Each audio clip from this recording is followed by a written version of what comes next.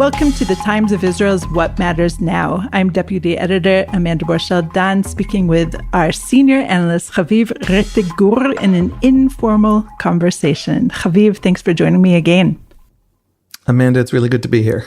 It's been such a long time, and I keep thinking of that childhood rhyme, Pussycat, Pussycat, where have you been? Because really, you've been to see so many different people, including perhaps the Queen. No, I'm just kidding about that. But where have you been for the past, month or so? To my knowledge, I did not meet any queens, but I have been in a place called Queens, which has to be worth something. It counts. I spent more of the last 8 months overseas than in Israel, as my wife keeps reminding me. And late last week, I got back from, and over the weekend, I got back from almost an unbroken 6 weeks in the US and Canada, speaking to many different groups, many different organizations, basically Jewish communities, meeting all kinds of different Jews, talking about the war, trying to pay attention, trying to notice, what's going on over there. Many Jews, surprising numbers of Jews, are incredibly anxious and worried about what's happening. And we've talked about a lot of that, and none of this is new, but I think I'm mostly done with long-term foreign travel. It really felt like my part in the larger sort of national effort and my part in the war. We Israelis in our education system learn almost nothing about them. We go through, 12 years of schooling with barely a class hour on living diasporas. Israeli Jews learn almost entirely about dead diasporas, and some of that makes sense. They are the heirs. They're the grandchildren of those dead diasporas who survived by coming to Israel. But so we don't, in our psyche, really see American Jews, who are almost half the Jewish people and are going through a very, very complicated period in which anti-Semitism suddenly feels real and feels present to so many. I mean, polls tell us more than half, and they're very surprised by it. So there's an entire dimension of a Jewish world living through this war, responding to this war, all of its many challenges. But in some ways, they're in a much more sensitive position than Israelis. Israelis are sacrificing. Israelis' family members are going into battle when 200 rockets fall on Tveria and Tzfat in the north over the last few days. Israelis are there with their sirens sitting in the bomb shelters. But Israelis don't actually have to live in the larger world, in the larger discourse. They don't have to answer for, or feel that they have to answer for, the terrible suffering of Palestinians in Gaza in the way that Jews do. So anyway, it's been absolutely astonishing to travel to these communities, sit with people, try to teach, try to do a lot of learning. And yeah, now I'm back for a long time. I think that role is now taking a back seat. So never say never, but it's kind of fitting because today we're going to talk about the use of international bodies to delegitimize Israel, such as, for example, the International Criminal Court, the International Court of Justice, and of course, the United Nations. So part of this could be the trial, such as the genocide trial, or it could be the International Criminal Court requesting warrants to arrest the Prime Minister and the Defense Minister. But just this week, 2 reports came out through the United Nations. And for me, the most serious part of these reports is that they show some kind of equivalence between Hamas and Israel. For example, the report that came out on Tuesday, which basically puts Israel on the same list as Russia, the Islamic State, Al-Qaeda, Boko Haram, Iraq, Somalia, Yemen, and Syria, meaning Israel would be the first democratic country included on this list, which essentially is saying that it's due to killing and maiming of children and attacking schools and hospitals. I have to, of course, add that Hamas and Palestinian Islamic Jihad were also added to the list. So Israel and Hamas and Palestinian Islamic Jihad. And then yesterday, both Israel and Hamas were added to a report saying that They both committed war crimes in the early stages of the Gaza war, and saying that Israel's actions also constituted crimes against humanity because of the immense civilian losses, and that they included acts of, quote, extermination. So this particular report is the report of the Independent International Commission of Inquiry on the Occupied Palestinian Territory, including East Jerusalem and Israel. What's really interesting to me in just the very beginning of this report is that the report says the commission sent the government of Israel 6 requests for information and access and 1 request for information to the state of Palestine. The state of Palestine provided extensive comments. No response was received from Israel. According to the UN General Assembly, back in 2012, they voted to give observer status to the state of Palestine.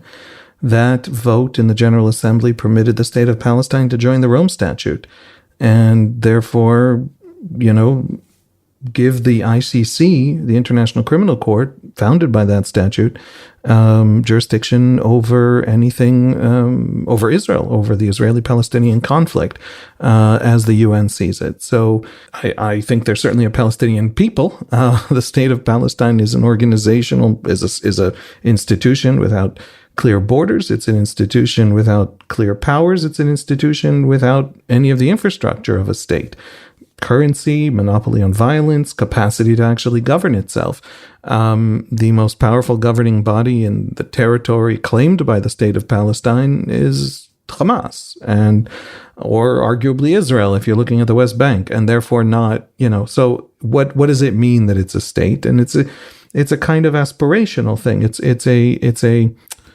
I guess the word would be wish casting by the General Assembly, that has international legal ramifications more than really any other ramifications. So let's talk about this use of these international bodies and, as an extension, or perhaps centrally, the use of international criminal law. Basically, let's put it this way, against Israel and against, arguably, the Jewish people as a whole. Yes. This is something that is, international law, legal institutions, the International Criminal Court, the International Court of Justice, they sit in judgment in theory of certain kinds of crimes committed by states. And they have taken a fascination with Israel, and not in this war. It's happened. It's long standing. The ICJ had a famous ruling about the wall that Israel built, or the fence. 95% of it is a fence that built separating the West Bank, or most of the West Bank, from Israel as a response to the suicide bombing waves of the Second Intifada. And so there's been this real attention on Israel by the international legal bodies.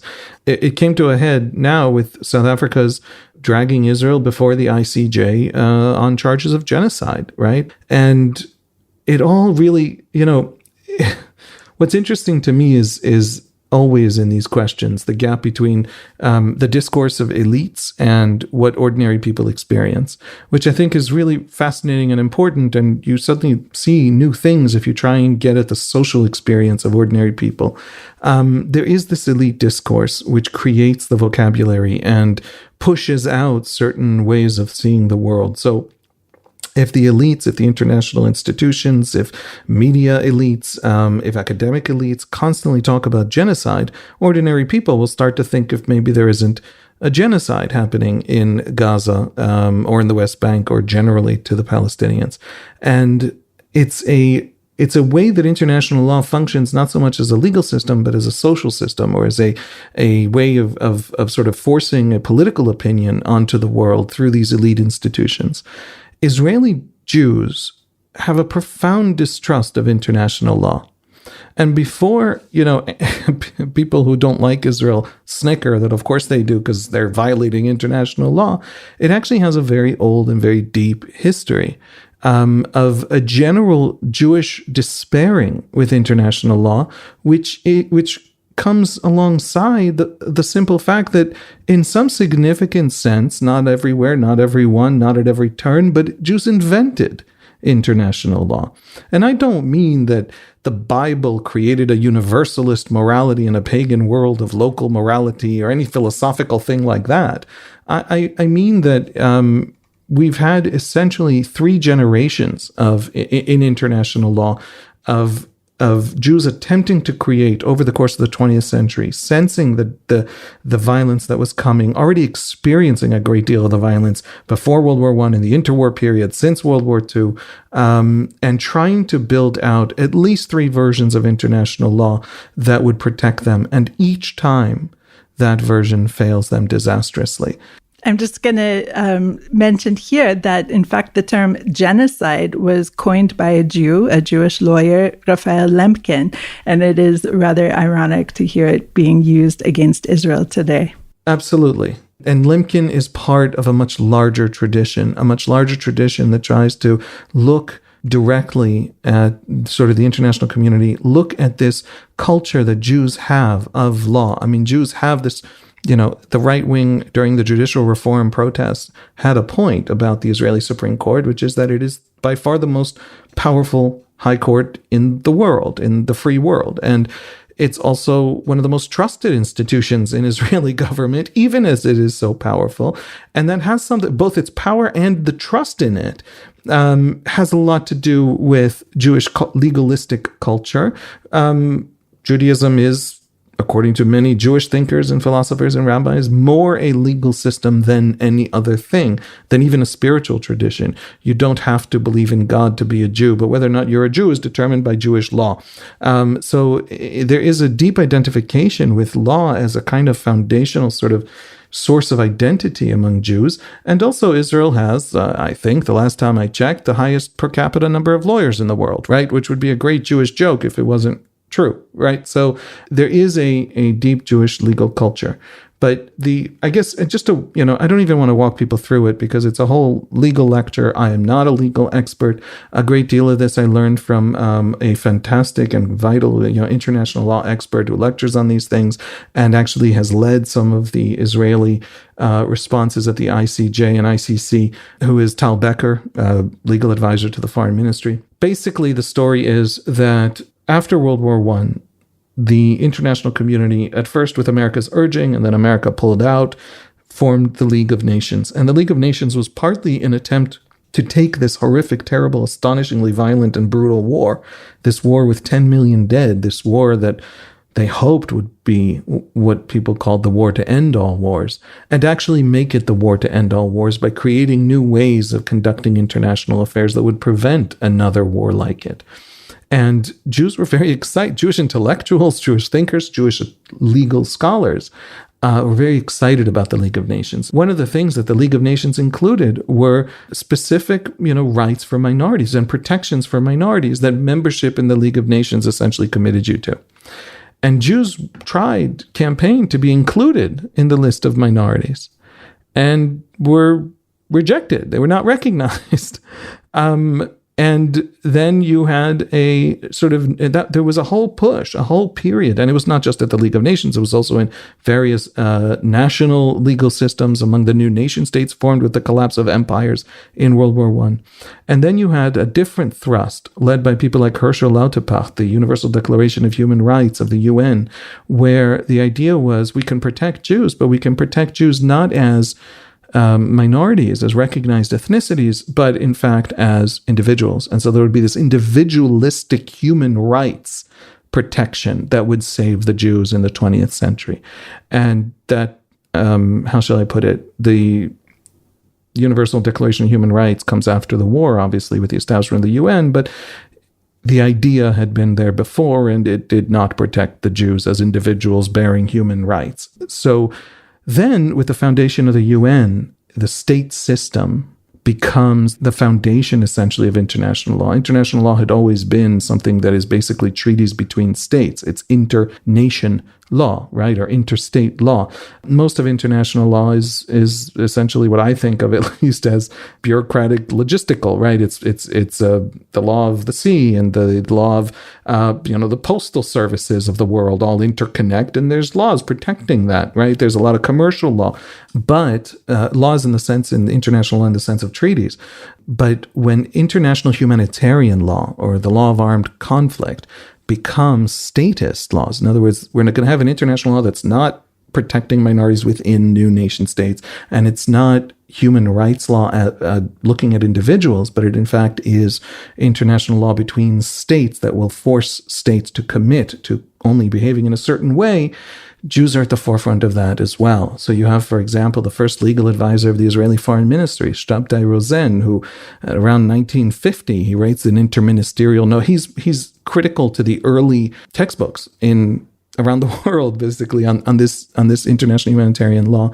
And he argues in an interministerial note to the government of Israel in 1950 as it's considering signing on to the Genocide Convention, which is why it is now susceptible to the claim of genocide at the ICJ, that we're joining the Genocide Convention because it will, among other things, protect us. In other words, law is a contract, right? Law protects you and therefore can demand things of you. Don't worry, it's demanding things of us, but it will also protect us. And so that you have a long history of Jews trying again and again in different ways to convince the world that international law is a great thing, different versions of it in different structures and different ways. And each time they are disastrously disappointed. And international law essentially turns on them.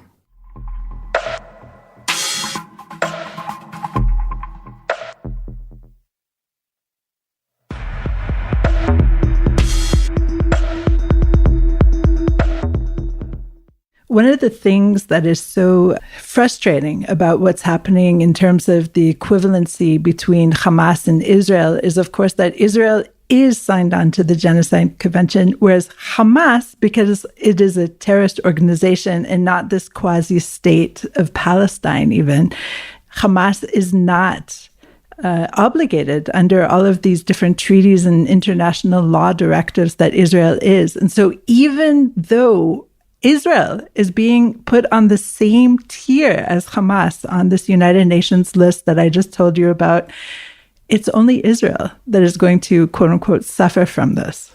It's really fascinating because take, for example, the ICC. I mean, that's exactly right. How is Israel singled out? Why do Israelis feel like this is unfair, right? A decent person who's not necessarily got a degree in international law but just reads the news might think, look, the Israelis complain about being singled out, but actually terrible things are happening to people in Gaza, to human beings, rights-bearing human beings equal to all other human beings, and they're suffering terribly, and God knows there's enough of a record of stupid rhetoric, or really vicious sometimes rhetoric, from enough Israeli officials. Now, I can now parse it and show people that it's actually only certain ways and for some reason people who don't matter and all that, but if you're an ordinary person whose access is basically what you read in the news, you might think the Israelis don't have a right to pretend like the international law is chasing after them. There's real suffering and they're causing it. So why do they get to have this pretense that international law is trying to get them? And the answer is in the larger structures that are a little bit harder to see. So, for example, the International Criminal Court has issued arrest warrants for Israel's prime minister, or not issued, it's asked for, as you said. You said it accurately, I said it inaccurately. It's requested, right, from the judges of the ICC, arrest warrants for Israeli leaders and Hamas leaders. How did the International Criminal Court, based on the Rome Statute, which has jurisdiction only over countries that are signed on the Rome Statute, have the jurisdiction over Israel when in fact Israel is not signed on the Rome Statute and it never joined the ICC? And the answer is that there's a state called Palestine, which did join the Rome Statute. And if the crimes are committed in the territory, according to the UN General Assembly, basically, of that state of Palestine, which includes Gaza, even though no claim of the state of Palestine to actually control Gaza in any sense under Hamas or under Israeli rule in any way actually exists in any real sense. That state of Palestine brings the ICC the jurisdiction it needs over Israel. Now, that's really interesting because the way the state of Palestine was formed as a legal entity capable of joining the Rome Statute was a vote in the General Assembly.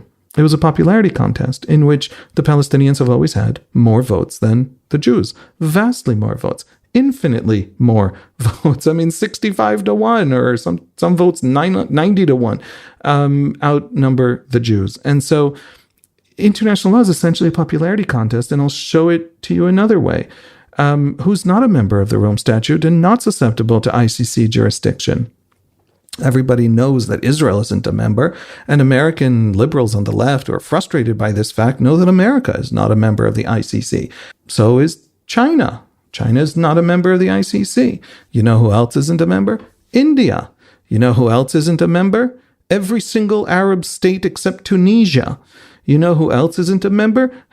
Huge numbers of Arab states in Latin America, in the global south. Something like 80% of standing armies, or I forget the exact statistic, but a large majority of standing armies are not actually subject to ICC jurisdiction because they never joined the Rome Statute. And so the ICC is not, in fact, a tool of international law in two very simple ways.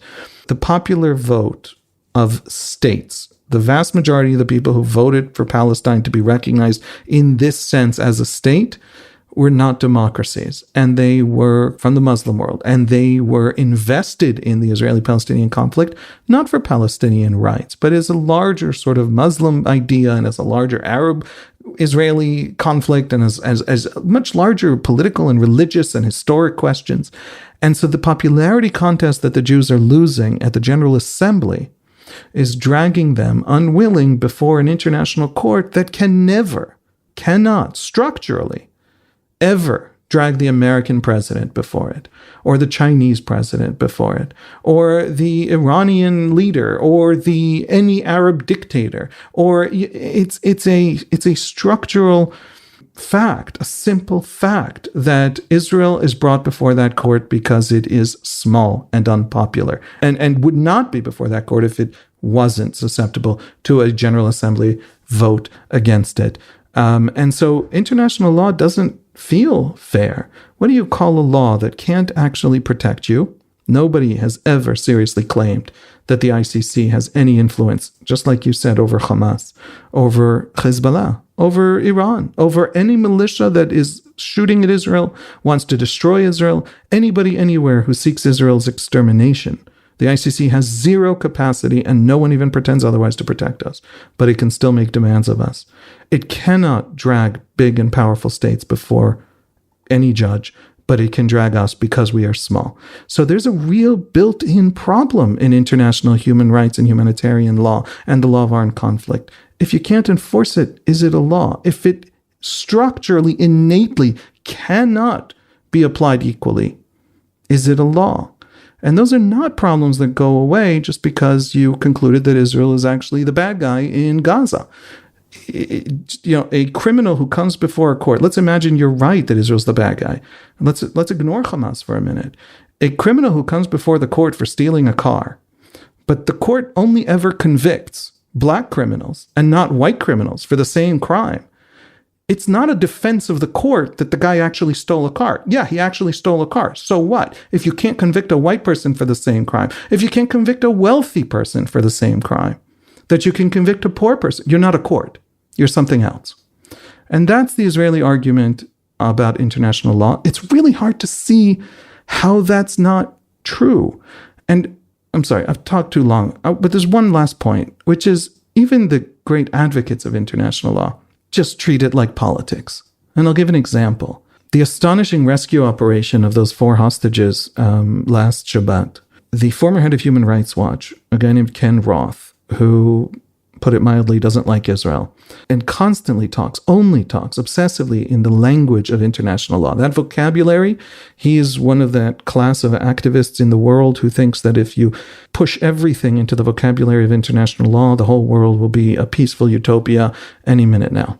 And he posted a Twitter post, a tweet on, X. It will forever be Twitter for me. But nevertheless, he posted a tweet on X in which he said that the fact that some of the cops of the Yamam police unit who made their way in to get those hostages out in order to surprise the people holding the hostages so they don't kill the hostages were dressed as civilians. Now, armies are not allowed in the battlefield to dress as civilians. That is a crime in the law of armed conflict. It's called perfidy, or basically lying.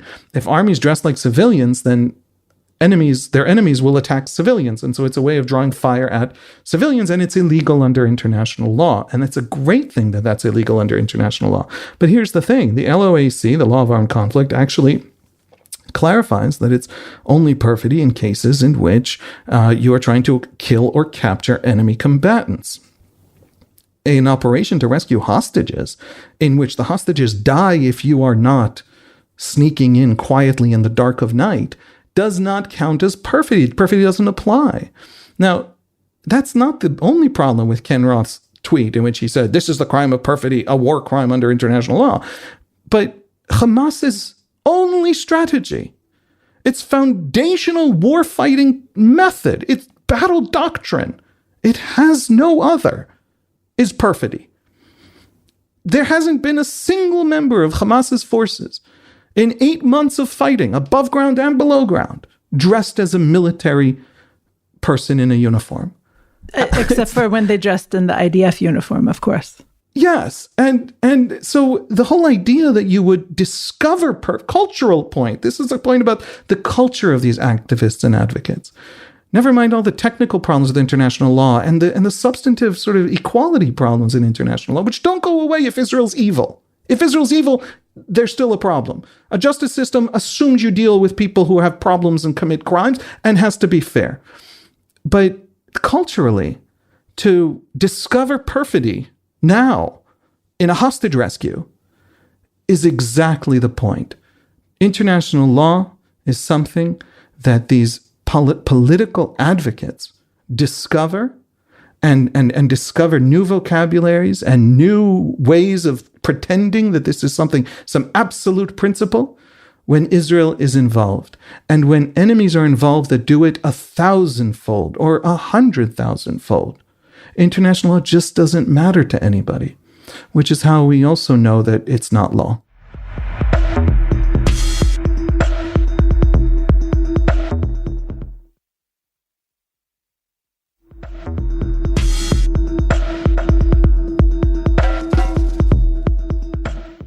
Very tricky here, this report that just came out this week.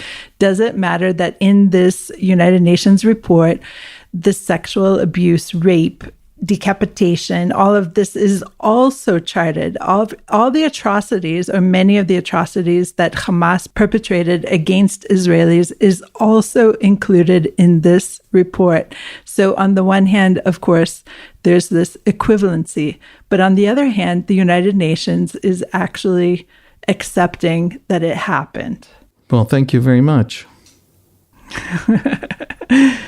Right, correct. You want my view? My view is that after we exact the cost from Hamas for its crimes, those who want to use the language and the institutions of international law against us as a political act rather than any kind of serious attempt to have a more law-based international legal framework. Give us this thing because it's free. In other words, yes, Hamas committed war crimes. Of course. I totally will dedicate 5 pages to this in the report so that I can then spend all the rest of the time explaining why Israel's foundational existence and its every act is a deep violation of fundamental morality, by which I mean law, by which I mean really actually politics, moral politics. So, what does that give me? I know they said that actually there's quite a bit of evidence that Hamas committed quite a few crimes of sexual assault of various kinds. And it's really sweet of them to say that. But it's not actionable or meaningful.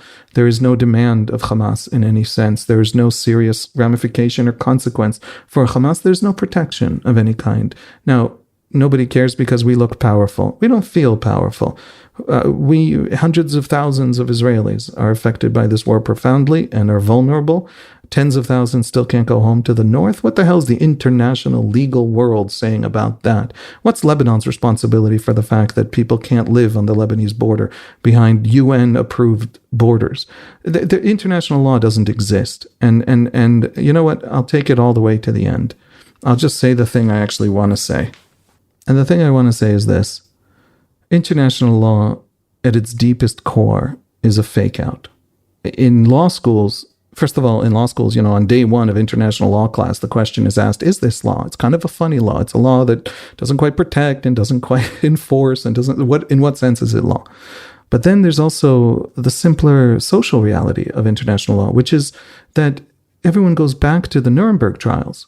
In the Nuremberg trials, the American prosecutors made a claim about these Nazis. They seem to have followed perfectly the laws of their country, of their government, of their nation, and yet they committed other kinds of violations, which are crimes against humanity. There is a universal law, and this has roots in Catholic doctrines, etc., etc.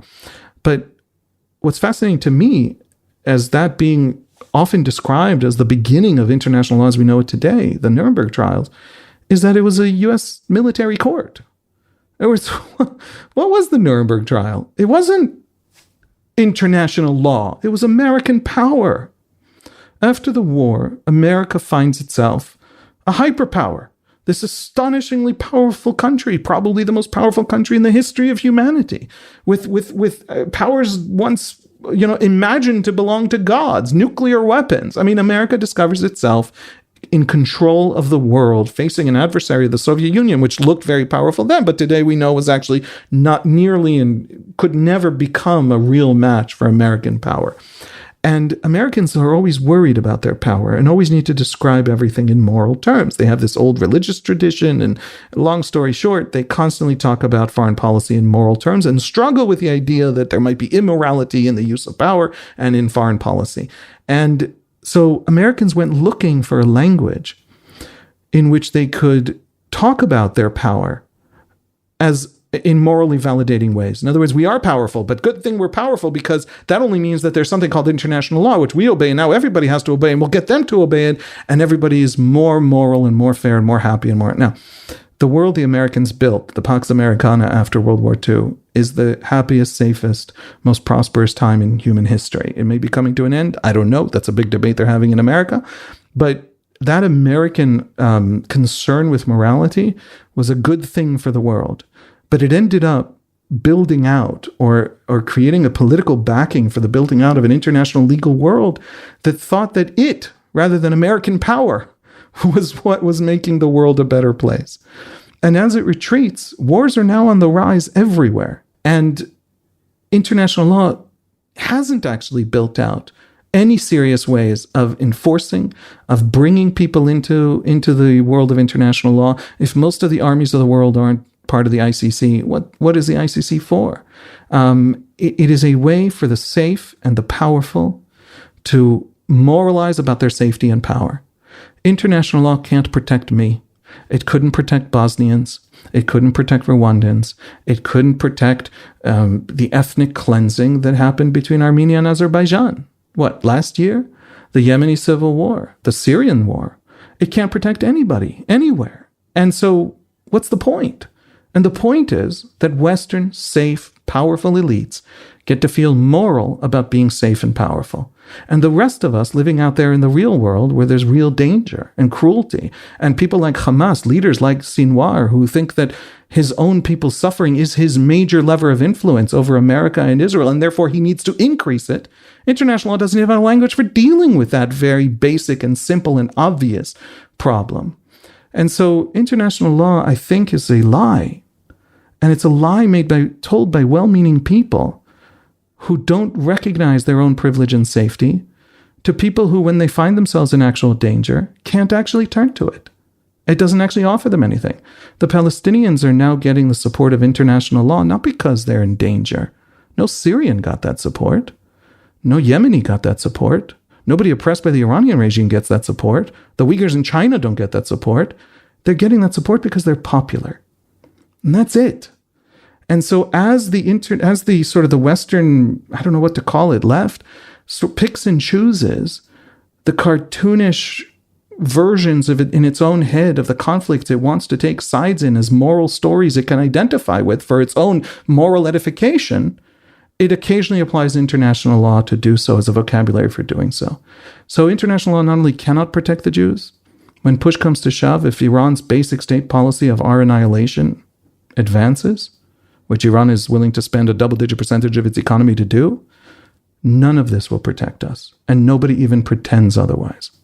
Haviv, very depressing. Thank you for sharing your insights there. And I'm so happy you're back in the land. Thanks for having me, Amanda. Thanks for listening to the Times of Israel's What Matters Now. Please check out another installment next week. This episode was produced by the Podwaves. If you have any questions or comments about this or any other episode, please drop us an email to podcast@timesofisrael.com. Until next week, shalom.